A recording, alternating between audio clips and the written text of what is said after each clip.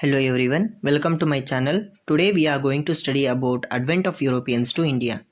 In this chapter, we are going to study the trade and commerce relationship of India with the Europeans, the arrival of Europeans to India for trade, the Carnatic Wars in the backdrop of European political developments, the Battle of Plassey, Battle of Buxar and dual government system. First, the trade and commerce relationship of India with the Europeans.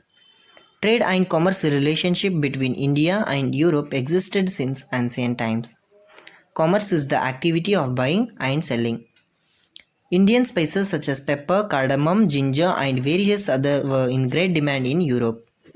Constantinople of Eastern Roman Empire was the center of international business and considered as the gateway of European trade. In 1453, the Ottoman Turks captured the city of Constantinople and therefore all the trade routes which connected to the city of Constantinople came under the control of Turks. Spain and Portugal were making efforts to break the monopoly of the Italian traders, so they started encouraging courageous sellers to find a sea route to India. Monopoly is the right legally possessed by an individual or organization to buy or sell at a place. The invention of compass, astrolabes and gunpowder provided a further momentum to this. Compass is an instrument containing a pointer which shows the direction of magnetic north. Astrolabes are the instruments formerly used in navigation and for measuring the altitude of the stars. Gunpowder is an explosive consisting of a powdered mixture of saltpeter, sulfur and charcoal. The Portuguese sailor Vasco da Gama left Lisbon and reached Kapadu near Calicut on the east coast of India in 1498.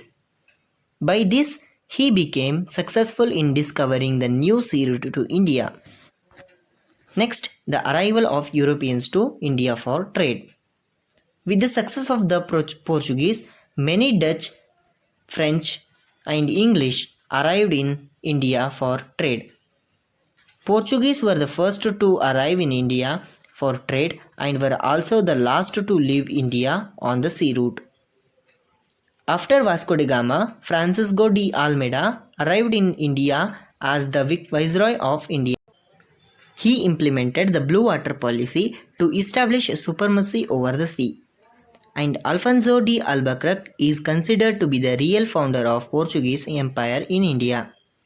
Alfonso waged a battle against the Sultan of Bijapur in 1510, owned Goa, and Goa became the administrative center of Portuguese administration in India. Dutch are from Holland or Netherlands. They established United East India Company in 1602 to do business with the eastern countries and entered countries such as India, Java, Sumatra, Indonesia and spice-rich islands. The Dutch broke the monopoly of the Portuguese by establishing warehouses in Surat, Broch, Cambe, Cochin, Nagapattinam, Muslipatnam, Chinsu and other places in India.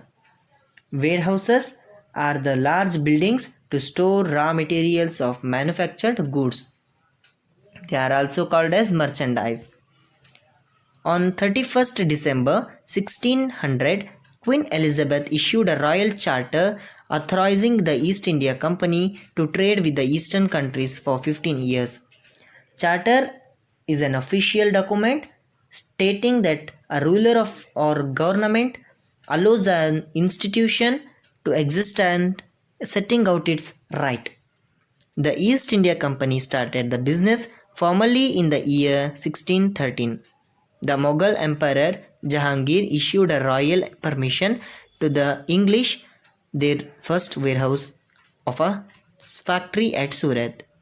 In 1617, Sir Thomas Roy arrived at Jahangir's court as the royal ambassador from the court of James I and sought permission to establish factories in other places of the Mughal Empire. Ambassador is a person sent by a state as its permanent representative in a foreign country. English established factories at Agra, Ahmedabad, and Brach. By 17th century, the English had established Bombay, Madras, and Calcutta as the center of their presidencies. Presidencies are the offices of the president and various associated administrative and policy making agencies. By the later part 18th century, the English made Calcutta as their capital city. The French East India Company started as a government-owned company in 1664 and started its first factory in 1668.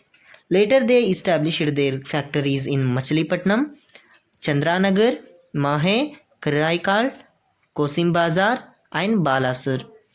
In 1674, the French took Valikandapuram from a local Muslim official and developed it as a major trade center named Puducherry or Pondicherry. Dupleix, who arrived in India as the Governor General of the French, was ambitious of establishing French as the major power in South India, and his ambition led to Carnatic wars with the English. We have to know the dates that 1510 Alfonso de Albuquerque waged a war against the Sultan of Bijapur and won Goa. In 1600, the East India Company was established. In 1602, the United East India Company was established by the Dutch. In 1613, the East India Company started the business formally. In 1617, Sir Thomas Roy arrived at the court of Jahangir as the royal ambassador from the court of James I. In 1639, English took Madras from the king of Chandragiri and established a strong fort named St. George Fort. In 1664, the French East India Company started as a government-owned company. In 1668, Charles II, the Prince of England, gave Bombay at an annual rent of £10 to the East India Company. French East India Company started its first factory in Surat. In 1674, the French took Valikundapuram from a local Muslim official and developed it as a major trade center named Puducherry or Pondicherry. 1690, English purchased 3 villages, namely Satanauti, Calicut, and Govindapura on the banks of Hooghly River and built Fort William. Thank you for watching.